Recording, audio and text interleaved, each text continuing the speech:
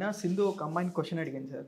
ఆహ్, ఒకవేళ ప్రభుత్వం ఇప్పటి నుండి ఈ 76 ఇయర్స్‌గా ప్రభుత్వం ఏమన్నా ఇగ్నోర్ చేసి దీని మీద ఫోకస్ చేస్తే చాలు అంటే ఏం ఫోకస్ చేయాలంటే ఒక అమ్మాయి చెప్పింది సార్. ఎడ్యుకేషన్ మీద ఒక్క దాని మీద ఫోకస్ చేస్తే ఉన్న అన్ని ప్రాబ్లమ్స్ సాల్వ్ అవుతాయని. 100% కరెక్ట్. ఎందుకంటే 1000 ఏళ్ల క్రితం 500 ఏళ్ల క్రితము మన బతుకు మన పుట్టుకోవాలని నిర్ణయమైంది. అప్పుడు చదువన్నా కూడా ఏమిటి ఏదో పురాణాలు మరొకటో చెప్పేవాళ్ళు. ఆ చదువు వల్ల మనకి ప్రొడక్టివిటీ ఉత్పాదకత పెరగట్లా, నైపుణ్యం రావట్లా, సంపాదించే శక్తి రావట్లా. కాబట్టి నా తల్లిదండ్రులకు డబ్బు ఉంటే వాళ్ళు ధనవంతులైతే మన కుల వ్యవస్థ ఉన్నప్పుడు వాళ్ళు కొన్ని కులాలకు చెందిన వాళ్ళు అయితే నా బతుకు హ్యాపీ. అది ఆనాటి కాలం. ఈనాటి కాలం అట్లా కాదు. టెక్నాలజీ ఎప్పుడైతే వచ్చిందో ప్రతిరోజు కొత్త కొత్త పొంతులు, కొత్త వస్తువులు, కొత్త ఉత్పత్తులు, కొత్త టెక్నాలజీ వస్తున్నాయో ఎవరి మేధస్సు వికసిస్తే, ఎవరికి స్కిల్స్ ఉంటే, ఎవరికి సమాజానికి కావలసిన వస్తువులను సేవలను తయారు చేసే నేర్పరితనం ఉంటే వాళ్ళు ఎదుగుతారు. ఆ నేర్పరితనం రావాలంటే చదువు. కాబట్టి ఇవాళ ప్రపంచంలో ఆ పాప చెప్పింది 100% కరెక్ట్. మిగతావన్నీ ఇప్పుడు తాత్కాలికంగా ఇవాళ ఆకలిస్తే తిండి కావాలా, కానీ వాళ్ళు తింటాం మళ్ళీ పరిగెడిపోయి మళ్ళీ మామూలే కదా. పొద్దున్న తింటాం బాగా సృష్టిగా నేను ఫోన్ చేస్తాను, సాయంత్రం వేసరికి ఆకలిస్తుంది మళ్ళీ. సహజం కదా అది. కాబట్టి పొద్దు అయిపోయింది. అంచేత మనకు విద్య నిగూఢ విత్తము అని ఎందుకు అన్నారు? ఆ రోజుల్లోనే అన్నారు. ఈ రోజుల్లో నిగూఢ విత్తం కాదు, విద్య ప్రస్ఫుటంగా కనిపించే విత్తం. విద్యే విత్తం. విత్తం సృష్టికి, సంపద సృష్టికి, ఆదాయాలు పెరగడానికి, బేదరికం పోవడానికి, కుల వివక్ష పోవడానికి, మనుషులు ఎదగడానికి, సంతోషం కలగడానికి మొత్తానికి మూలం మంచి ప్రమాణాలు విద్య. కాబట్టి ఆ పాప చాలా చిన్న వయసులో కూడా చాలా స్పష్టంగా చెప్పింది. మిగతా చేయొద్దని అంటలా, కానీ విద్య చేస్తే అన్నీ చేసిన పెట్టు, ఇది చేయకుంటే ఏం చేసినా ఉపయోగం లేదు. సార్ ఫస్ట్ స్కూల్ ఎడ్యుకేషన్ అందరి రైట్ సార్. ఇది ఇంకా అందరికీ ఈక్వల్గా, పేదైనా డబ్బులు ఉన్న వాళ్ళైనా అందరికీ ఈక్వల్గా దేంతో సంబంధం లేకుండా అందరికి అందాలి. Second higher education sir. ఈరోజు ఎగ్జామ్స్లో 10/10 ఎన్ని వచ్చినా కానీ రేపు మార్కెట్లోకి వచ్చాక వాళ్ళు ఎంప్లాయ్మెంట్కి పనికి రాకుండా పోతున్నారు సార్. దీనికి కారణం ఏంటంటారు? సేమ్ ఇప్పుడు స్కూల్లో ఎట్లాగైతే గుడ్డిగా పరీక్షలు పెట్టి అందరినీ పాస్ చేస్తున్నామో, పరీక్షలు కూడా లేకుండా పాస్ అయిపోయి నెక్స్ట్ పంపిస్తున్నాము. కాలేజీల్లో కొంచెం ఫ్రాంక్గా మాట్లాడుకుందాం. 100కి 90 కోర్సుల్లో ఏం నేర్చుకోలేదు అనుకుందాం. చాలామంది పిల్లలు కాలేజీకి వెళ్ళగానే పైలప్ వచ్చేసి ఇంటర్మీడియట్ దాకా పాపం తల ప్రాణం తోక్కొస్తుంది. వాళ్ళని బాగా ప్రెషర్ పెడతారు. ఇక్కడ అక్కడ చేర్చి కోచింగ్ ఇన్స్టిట్యూట్స్లో పెట్టి పొద్దున్న సాయంత్రం ఒత్తిడి పెడతారు. కాలేజీకి వెళ్ళగానే ఒక్కసారి విశృంఖలం.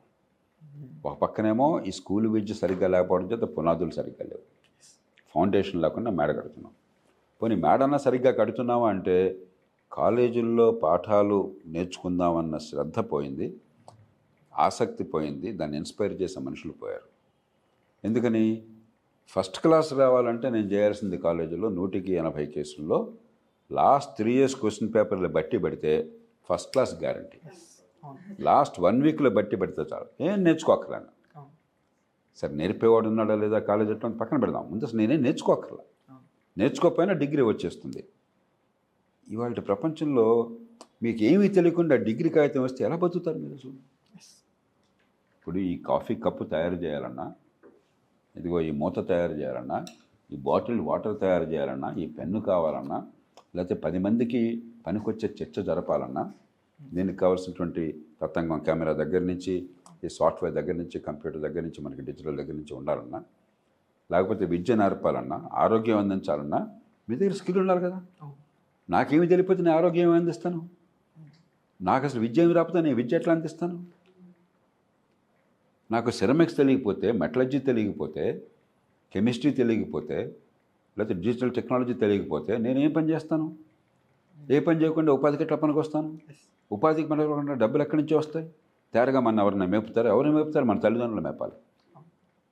ఇంట్లో డబ్బులు ఇచ్చినా తల్లిదండ్రులు వాళ్ళు ఎక్కడి నుంచి ఇస్తారు? వాళ్ళే పాపం మన కోసం అప్పుల పాలు అయిపోయి మనీసం మనకంటే పిల్లలు బాగుపడతారు అనుకుంటే ప్రభుత్వం అంటే ఎవరు? మళ్ళీ మన తల్లిదండ్రులు ఇచ్చిన డబ్బే.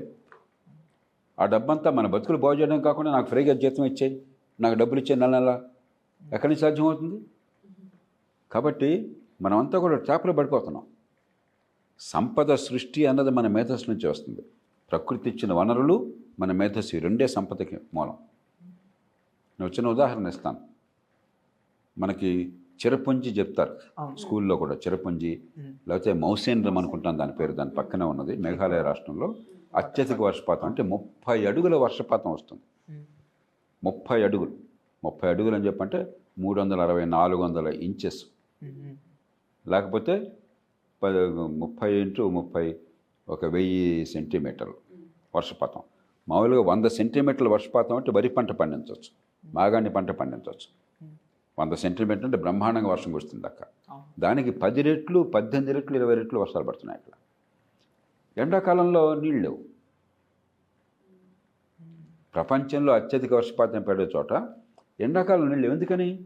ప్రకృతి వనరులు ఇచ్చినా కూడా మన బుద్ధిని ఉపయోగించి ఎలా సద్వినియోగం చేసుకోవాలి. ఎండాకాలంలో వర్షాలు పడిపోతే ఈ నీళ్ళు ఎలా నిల్వ చేసుకోవాలి, లేకపోతే మరొకటి ఏం చేయాలి, ఇది ఇక్కడ మేతస్తాం. సంపద ఎక్కడి నుంచి రాదు. సంపద ఏదో మనకేదో చెట్టు చెప్తారు, కల్పవృక్షం లేకపోతే కామధేనువు, తలుచుకుంటే మంత్రంగా ఇస్తే కల్పవృక్షం మన రోజు మనకేదో లంకెల బిందులు ఇస్తుంది, కామధేనువు రోజు, ఇవన్నీ పిచ్చి ఆలోచనలు. సంపద ప్రకృతి నుంచి, మన బుద్ధి నుంచి వస్తుంది. ప్రకృతి ఇచ్చినా కూడా బుద్ధి ఉపయోగించే శక్తి లేకపోతే మీరేం చేయలేరు. మంచినీళ్ళు ఉత్పత్తి చేయలేకపోతే, వర్షం అంత పడుతున్నా కూడా మంచినీళ్ళు అందించలేకపోతే, మరి ఇన్ని అవసరాలు సమాజంలో ఉన్నా కూడా అవసరాలను తీర్చలేకపోతే మీకు ఉపాధి ఎట్లా వస్తుంది? సంపద ఎట్లా పెరుగుతుంది? సంపద పెరగకపోతే పేదరికం ఎట్లా పోతుంది?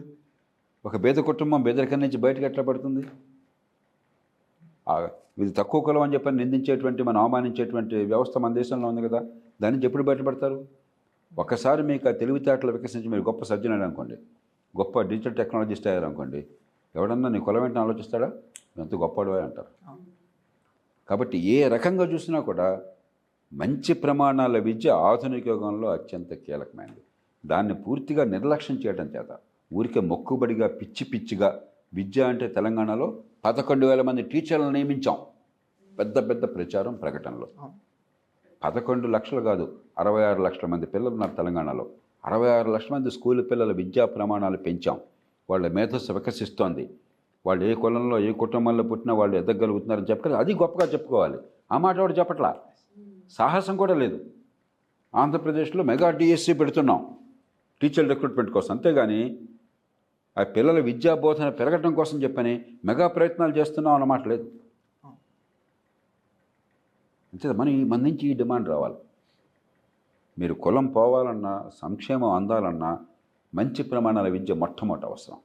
ఇవాళ విద్య అన్న పేరుంది, విద్య పేరుతో వేల కోట్ల రూపాయల ఖర్చు ఉంది, కానీ మంచి విద్య 100కి 20 మందికి అబ్బుతుంది. వాళ్ళలో అత్యధికులు తల్లిదండ్రులు, వాళ్ళు పుట్టిన కుటుంబం వల్ల. తల్లిదండ్రులకు డబ్బు ఉండి, వాళ్ళకి చదువు ఉండి, వాళ్ళకి పిల్లల్ని పెట్టించుకునే ఓపిక ఉంటే అక్కడ కాస్త అందుతుంది. మిగతా వాళ్ళకి కొంతమందికి అదృష్టం ఉంటే అబ్బుతుంది. అప్పుడు సమాజం అట్లా ఏర్పడుతుంది.